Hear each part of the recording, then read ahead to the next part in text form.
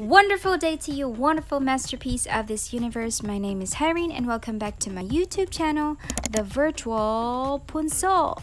So for today's video, I'm going to do a podcast episode which is entitled How to Take Care of Your Mental Health. I give you my heart.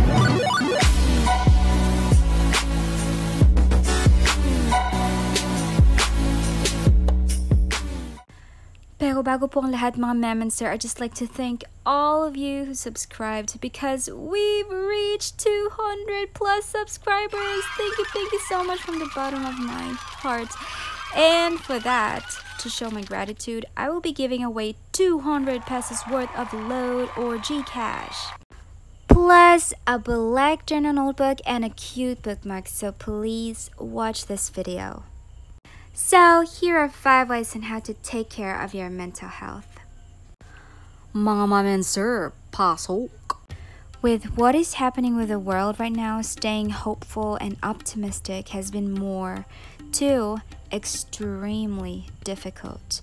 Dreams hampered or shattered, plans cancelled, circumstances or scenarios that mentally burn you out or exhaust you, negativity in almost all social media platforms, financial crisis, losses in almost all aspects of life. You name it, 2020 has it. I also experienced how it feels like to be extremely sad, up to the extent of getting depressed, and it's a very debilitating or dark phenomenon. And I'm glad that the world has been more open to topics involving mental health, so I thought of sharing some of the ways which worked for me, which might as well work for you. The aim of this video is to help striving citizens like me and you, most probably, to deal with anxiety and depression. So I hope this video message reaches a huge number of listeners or viewers who were or are still on the same page as mine before, because I want you to feel that you're not alone. So here are some of the tips which I can share to you. Again, just a short disclaimer, I am no expert. These are just the ways that work for me. Let's go to number 1. Do some social media fasting. There's been so much negativity in social media lately that sometimes it already takes a toll on our mental health. We start to feel demotivated or we're having trouble sleeping. Admit it or not, it is sometimes unavoidable to feel less happy, primarily just because you see people, especially celebrities and the rich on social media, having the time of their lives and still living a very fancy life despite these trying times. And I have nothing against posts about showing how luxuriously magnificent life is, but if you are someone who gets easily affected, then try keeping your phone in your cabinet, or if you can't let go of your phone, then try turning off your mobile data or Wi-Fi. Try disconnecting with the digital world and live in the real world. So number 2 is meditate. I've been through depression, so I know and understand that when you're depressed, the remaining 30 to 40% of your energy sometimes boils down to 0, which makes it really hard for you to do even the simplest tasks, like opening your eyes and waking up in the morning. People who haven't undergone this might find it hard to understand how depression cripples you and sucks the life out of you, but try your very best to drag your shattered self up and meditate, yo girl. Meditate even if you're crying. Pour it all out. You may sometimes feel that the great man up there is not listening, but he actually does listen. Sometimes when I feel super mentally drained, I run to the great man up there. I tell him my sorrows, struggles, and my pain. I want to remind you and I that when we're experiencing difficulties, it's his way of drawing us closer to him. If there's someone you need to have a very close relationship with, that is none other than God. I don't want to sound very biblical or religious as much as possible because I am open to spiritual or religious differences, and whatever your religion is, or if you don't have any religion, I highly understand and respect that. Again, this is just what worked for me, so yeah. Try to take some quiet time, do breathing exercises, and talk to the higher being. He's always with you and listens to you without any judgment. Number 3 is, mga ma'am and sir, cling to God and to people who truly or unconditionally love you.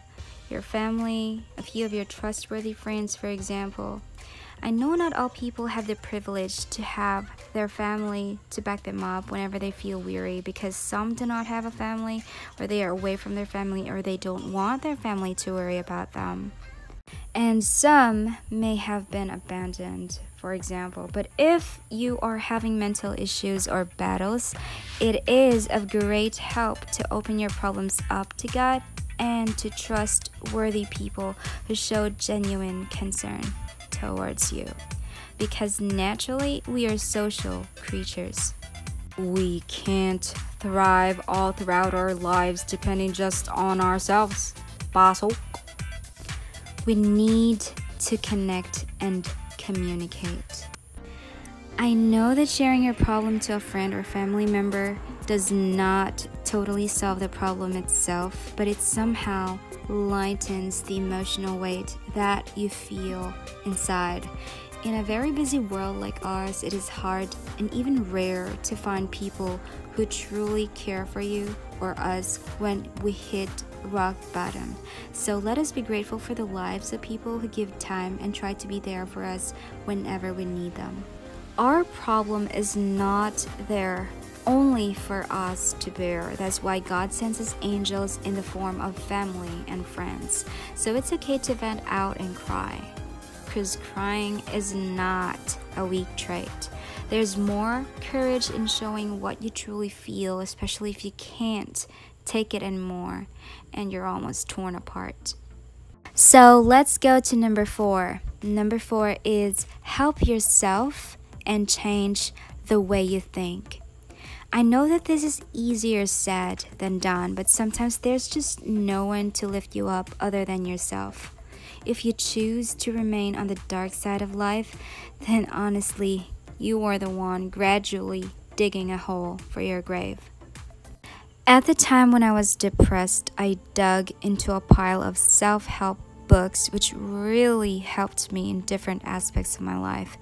But I want to remind us, you and I, that any book or your family and friends cannot help you if you decide not to help yourself first, because the best support system that you could ever have is yourself.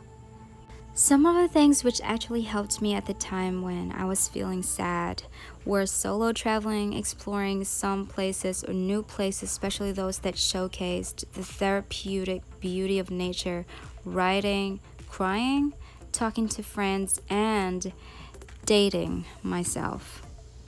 And who says you can't date yourself? When you take yourself out on a date, you discover more about yourself, thus deepens self-awareness and mental strength. And let's go to finally number 5. Make yourself a priority. We cannot possibly pour from an empty cup. That's why we need to take care of ourselves first before we can truly take care of others. This one is actually different from being selfish, like you want others to always listen to you and your opinions and to always focus on you alone. But it rather means that when you are broken, you need to fix yourself first before you try fixing the life of others. It's also the courage to say no to things and people which and who are mentally draining and who gradually suck the life out of you, not just because you think of yourself all the time, but because you need to do things which are way too tough in order for you to regain your strength and self back. Practice acts of self-love, Appreciate small progress because it still is progress. Strive to be a better version of yourself and take good care of yourself first so you can be a blessing to others. Let me end this podcast episode with 2 great quotes. The first one is from Saint Francis of Assisi, which says, "Start by doing what's necessary, then do what's possible. And suddenly you are doing the impossible." And the last quote is from Mandy Hale, which says, "It's not selfish to love yourself, take care of yourself, and to make your happiness a priority. It's necessary." And that's it for my podcast challenge. So I really hope that you have learned something from this video. Please do not forget to click the subscribe, like, and share button so that you won't miss out on my upcoming videos, and I will be notifying you or be announcing the winner both on the comment section and on my next video. So this is once again your elf friend Hirene reminding you to stay safe, stay sane, and don't let the bad elves get you. Maraming salamat po sa panonood. Thank you so much. I really appreciate it. Bye-bye. Paalam. Tschüss.